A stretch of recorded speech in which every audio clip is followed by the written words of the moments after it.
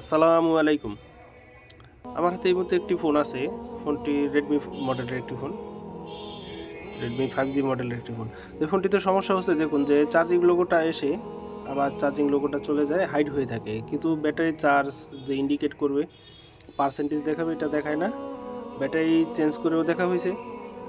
তো দেখুন, এই ফোনটার কিন্তু সিপিইউর আইসি রিবলিং করা হয়েছে, এরপরে আপনার ইএমএমসি রিবলিং করা হয়েছে, তবে পাওয়ার আইসি এই সেকশনটা ধরে নেই। অনেকে ভাবছে যে এটা সিপিইউ থেকে সমস্যা, তো সিপিইউ থেকে সমস্যাটা আমরা ফাইন্ড আউট করার চেষ্টা করি।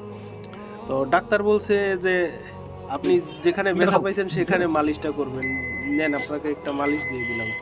তো রুগীও না বুঝতে পেরে যেখানে ব্যথা পাইছে, সে ব্যথা পাইছে রাস্তায়, রাস্তায় যায় মালিশ ডলতেছে। এখন কি ব্যথা তার সারবে? তো 3 দিন পর আবার গেছে, যায় বলতেছে ভাই আমার তো ব্যথা সারলো না, এখন আমি কি করতে পারি?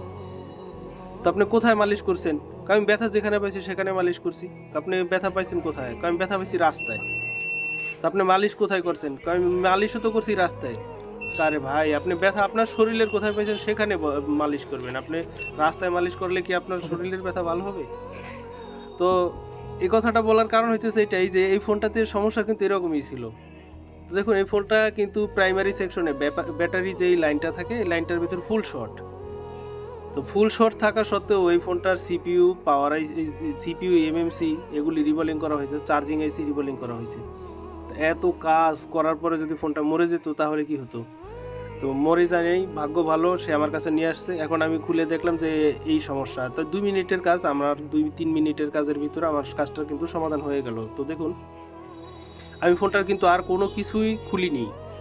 সে যেভাবে দিয়েছে, আমি প্রথমে মাদারবোর্ডটা দেখেছি, দেখার পর আপনাদের সাথে শেয়ার করলাম ভিডিওটা যে এটা কিভাবে কাজ করা যায়। আমি কোনো পার্টস উঠাবো না বা কোনো কিছু তুলবো না। প্রাইমারি সেক্টরে যেহেতু শর্ট, সেক্ষেত্রে আমি শর্ট কিলার ওখানে প্রয়োগ করলে শর্টটা অটোমেটিক চলে যাবে। যেখানে যে কোনো জায়গায় হোক, একটা ক্যাপাসিটর শর্ট আছে, এই ফোনগুলিতে ক্যাপাসিটরই শর্ট থাকে বিশেষ করে।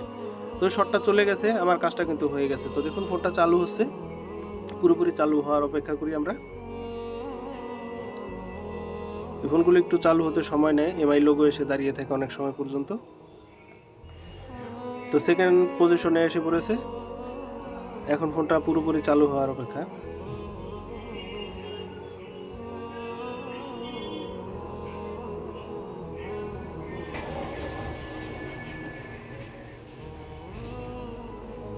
আলহামদুলিল্লাহ, দেখুন পুরোপুরি চালু হয়ে গেছে। এ ধরনের নিত্য নতুন ট্রিক্স পেতে আমাদের চ্যানেলটি অবশ্যই ফলো করে রাখবেন। আসসালামু আলাইকুম রহমতুল্লাহ।